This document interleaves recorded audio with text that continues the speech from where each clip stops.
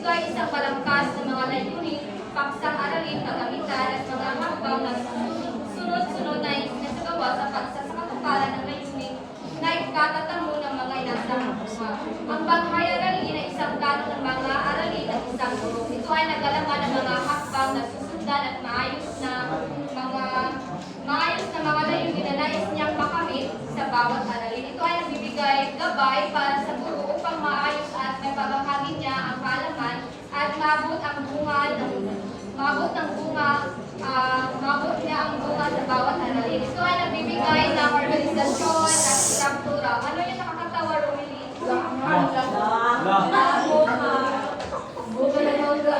Sinasabi mo daw na maabot yung bunga.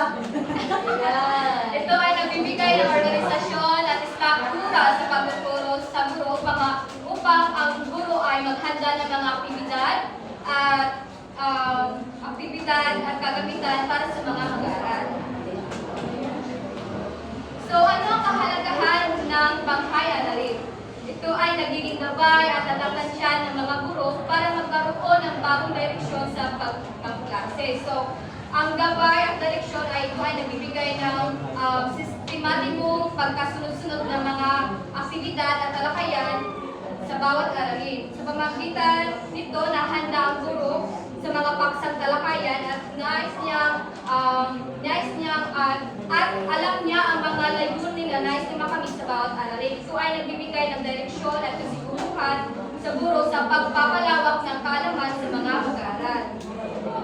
Natutukoy din kung gaano katagal siya sa pagtatalakay ng dapat direksyon sa mga estudyante. So, ang Banghay Aralin ay nagbibigay ng organisasyon at struktura. Ito ay nagtutulong sa guro upang maayos niya may bahagi ang mga kaalaman sa mga mag-aaral. Sa pamamagitan ng pagkakaroon ng mga malinaw na pagkasunod-sunod na mga hakbang na nailatag ng isang guro ang mga aktibidad, layunin at kagamitan. At dapat din ang guro ay maghanda ng hindi dapat mawala yung mga aktibidad at materyales para sa mga mag-aaral. Ito rin ay nagbibigay ng kumpiyansa sa sarili ng guro. So, sa pamamagitan ng pagkakaroon ng maayos na pagplano at paghanda, nababawasan ang kaba ng isang guro sa pagtuturo. Ito ay nagbibigay ng seguridad at katiyakan sa guro na may pamahagi niya ng maayos ang mga kaalaman sa mga mag-aaral.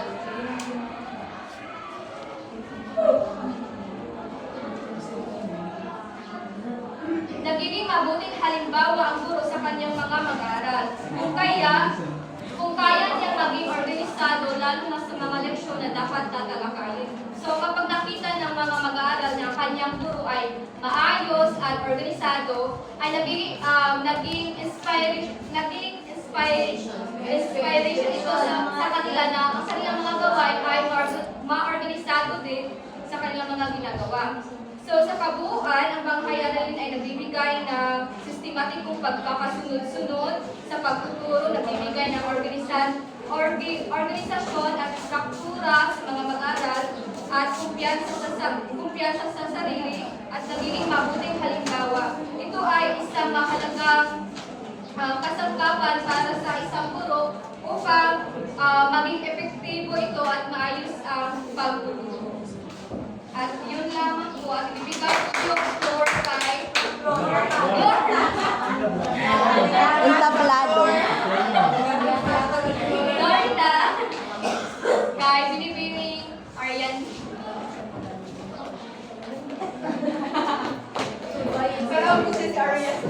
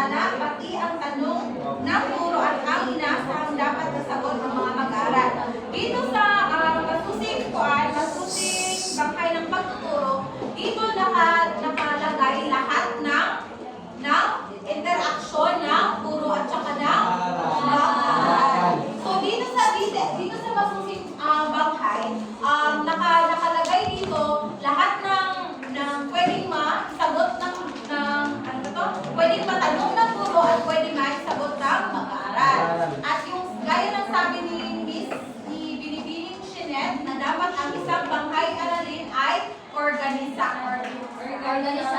organisado upang discipline.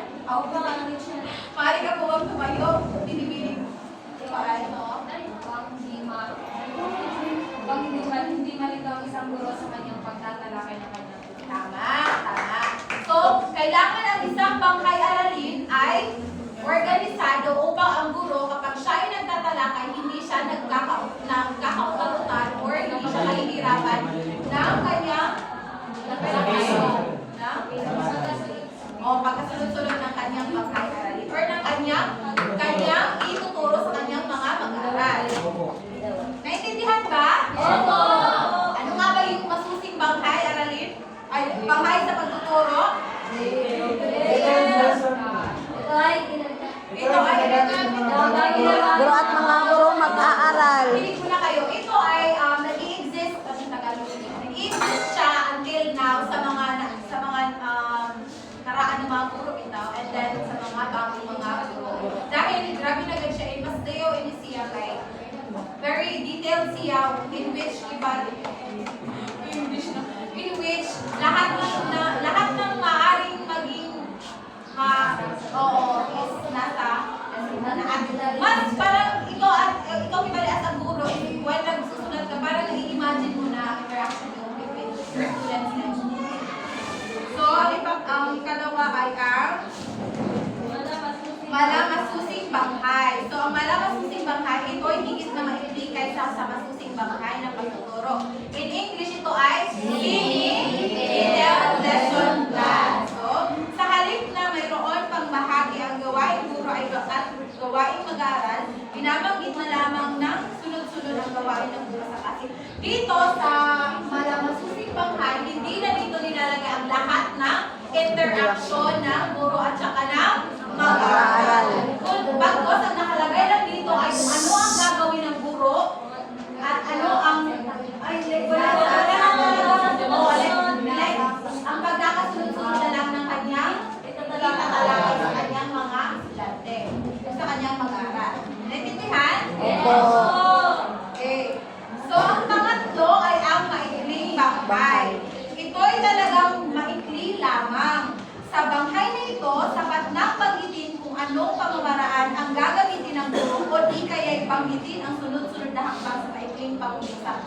Dito, parang siyang semi-lesson plan pa rin. Parang yung, Malamasusing bangkay. Pero ito ang mas shortened, parang mas pinaikli kayo siya. Like, pwede lang siya isang sentence lang or isang pangungusap lang.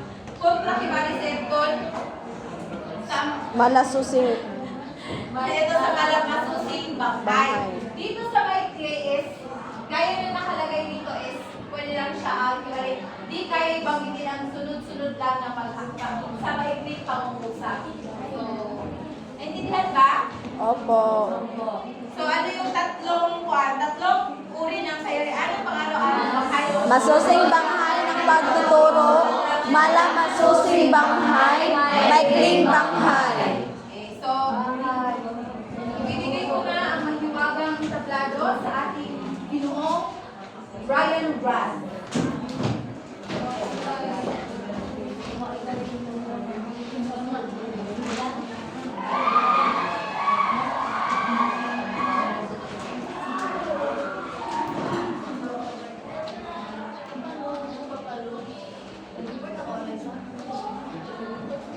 Isang masining na hapon sa inyong lahat. Ako nga po pala si Ginoong Ryan J. Raz na may magtatalakay kung ano nga ba ang mga parte o bahagi ng isang bangkay aralin. Alam na naman natin ang bangkay aralin dahil ay tinalakay ni Binibining Kabaho. Ano nga yung bangkay aralin? Lasyon lang.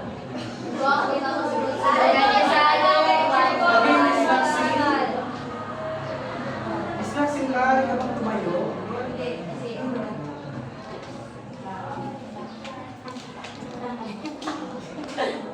Ano ang bangkay aralin, Miss Maxine, sa inyong mga salita lang?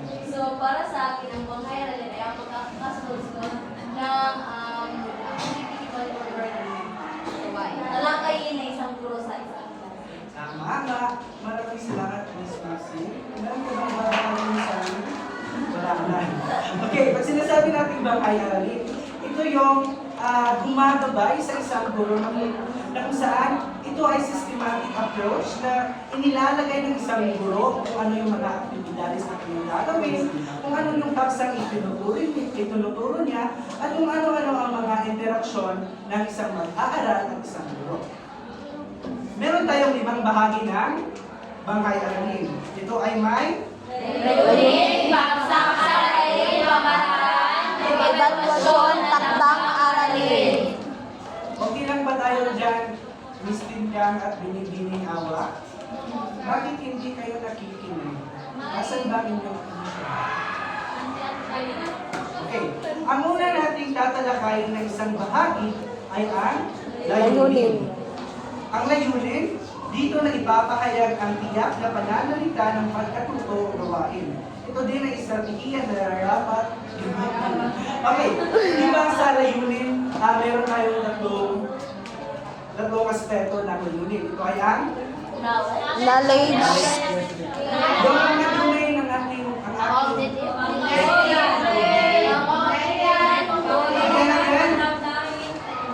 cognitive o pangkabatiran.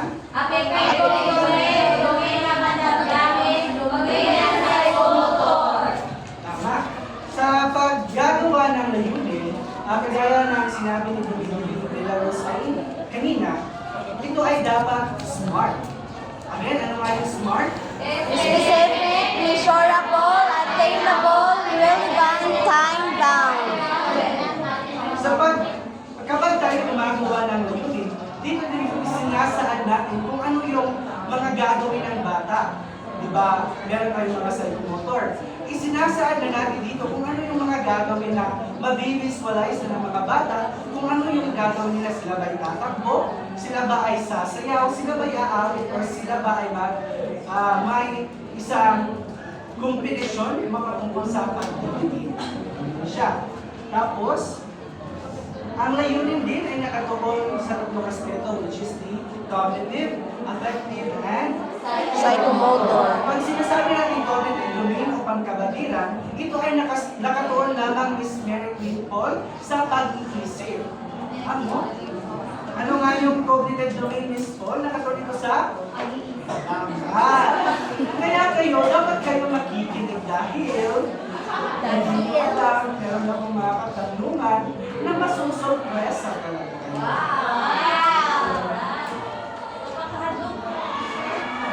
Ang pangalawang domain, ito ay ang apektibong domain o Domain na pandamdamin. Ito ay affective domain. Ito ay nakatuon lamang sa emosyon ng isang bata at sa pandamdamin nito. Pero hindi natin tinutukoy yung paano tayo magmahal, paano tayo magiging matapag. Pero ito ay ginagawa ng paraan ng isang guro na yung paksang aralin na ating tinuturo sa kanila ay magagamit nila sa pang-araw-araw nilang buhay. Kagaya ng pag tinatalakay natin yung paksang pandiwa. Alam niyo ba ang pandiwa? Ano nga ang pandiwa? Binibining Awa? Ano nga ang salitang pandiwa? Tama! Ito ay Tama! Bigyan ng 5 bagsak si Binibining Awa. 3, 4, 5. Sinasa dito yung pinoportray natin yung paksang pandiwa. Hindi para magamit ng mga bata sa pang-araw-araw nilang buhay, di ba sila yung naglalakad patungo ng paaralan? Hindi lang sila lumalakad patungo sa paaralan, pero pati na rin na nila, kagaya ng paglalagad, Tatalon. pagsusulat, at pagbabasa. Ganyan siya. Then, meron tayong domain sa okay. Pag sinasabi natin psycho, ito yung tumutukoy sa psycho. Isip. Tama, pag-iisip ang psycho, ang motor, Galaw. galaw. Okay, magsikahimik ang lahat. Okay lang ba tayo dyan? Binibilis ang pwedza? Okay lang ba tayo dyan? Okay. Sa psychomotor domain, isinasaad dito kung paano tayo mag-iisip. Oh, kagaya ngayon, ako nag-uulap. Yung mga iniisip ko, hindi ko ito maipahihiwatig sa aking aksyon kung hindi ako nag-iisip. At hindi kayo makakabasa kung hindi kayo mag-iisip. Tama? Tama. Hindi lang, di ba pag, halimbawa, kayo lang ay gumagawa ng aksyon na walang sense. Na di ba, para kayo May talaling. sayang. Tama? Ano ngayon? Tatlong domain na o tatlong aspeto ngayunin sa Cognitive domain, affective domain, domain na psychomotor. sa psychomotor domain, ano ang ibig sabihin ng psycho? Pag-iisip. Ang motor? Galaw. Tama.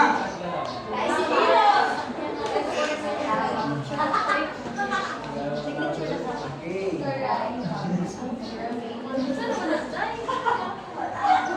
Again, inaangayahan ko ulit si Binibining Lina upang ipahayag sa inyo kung ano nga ba ang hierarchy ng pag-iisip o tinatawag na sa English na Bloom's taxonomy.